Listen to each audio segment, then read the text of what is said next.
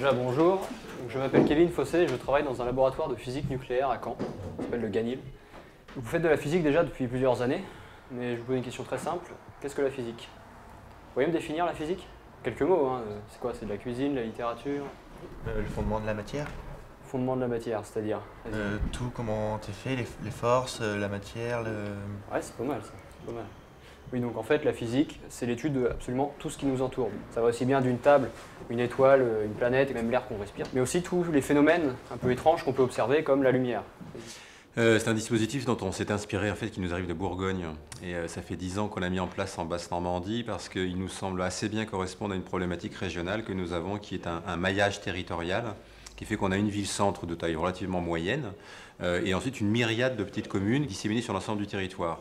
Et comme la communauté scientifique est assez rassemblée autour de l'agglomération caennaise, on a souhaité mettre en place une opération susceptible d'être diffusée, et notamment au sein des établissements scolaires. On a pris appui pour cela sur de jeunes doctorants. Parce qu'il nous semblait important pour les élèves de collège ou de lycée de démythifier un peu l'image du chercheur. Ces élèves ont souvent une représentation un petit peu du scientifique austère, en blouse blanche, avec ses lunettes, enfermé sur lui-même. Et c'est vrai que ne serait-ce que de l'incarner, ça casse déjà un certain nombre de représentations. Allez-y, et au tableau, on me dessine un atome, tiens. J'ai envie de voir à quoi ça ressemble un atome pour vous. Je vais vous expliquer en fait ce que je suis en train de vous faire sans vous le dire.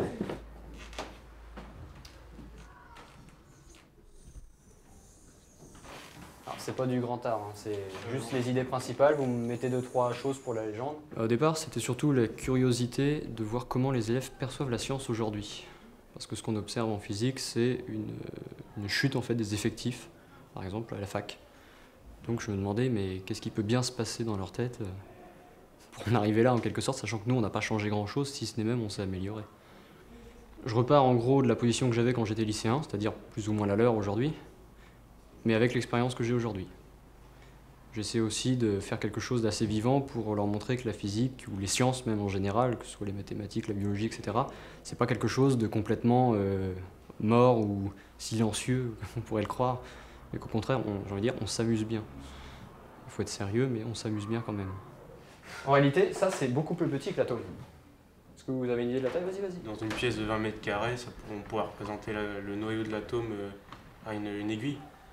C'est pire que ça en fait. Si on prend une aiguille ou la mine d'un critérium, vous mettez ça au milieu du Stade de France, ça vous donne à peu près la taille du noyau par rapport à l'atome. C'est 10 000 fois plus petit. Donc moi je vous ai dit que je travaillais en physique nucléaire, c'est-à-dire je travaille sur le noyau. Alors je ne travaille pas sur les noyaux style noyau stable comme on trouve dans la matière, comme ça c'est déjà étudié depuis longtemps et puis c'est pas très intéressant. Donc on fait autre chose. Ce qu'on fait c'est qu'il y a des chercheurs, on fait n'importe quoi, c'est ça la créativité. On prend un noyau, un petit noyau, c'est-à-dire entre 7 et 11 nucléons.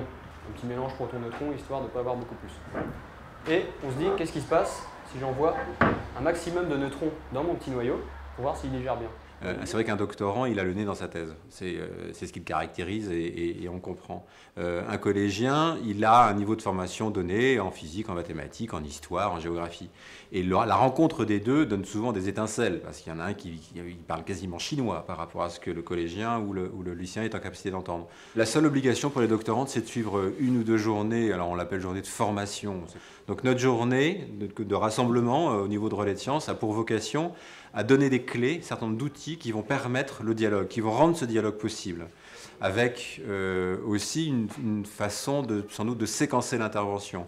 Il y a une première séquence qui est une séquence de contextualisation, d'approche d'un sujet donné, qui est celui de la thèse du doctorant, et une seconde séquence qui est plus orientée, qu'est-ce que vous voulez faire plus tard, quelle vision vous avez du métier de chercheur, quel est mon propre parcours. Et ce sont ces deux phases-là qui sont mises en avant dans le cadre de l'intervention au niveau des établissements. Alors maintenant, vu que vous êtes quand même en terminale S, j'imagine que les études, ça doit un petit peu vous concerner.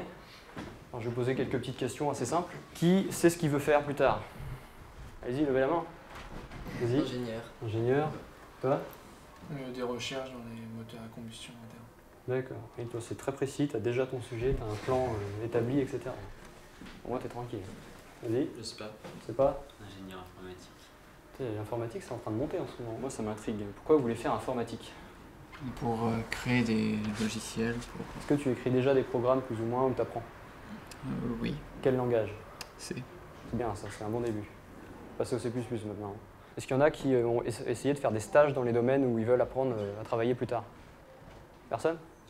Même pas un petit stage? Si, vas-y. J'ai fait un stage en maison de retraite. D'accord. Et est-ce que ça t'a plu? Ouais. D'accord, bah voilà, ça par exemple, les stages, ça aide. Je vais vous donner mon exemple.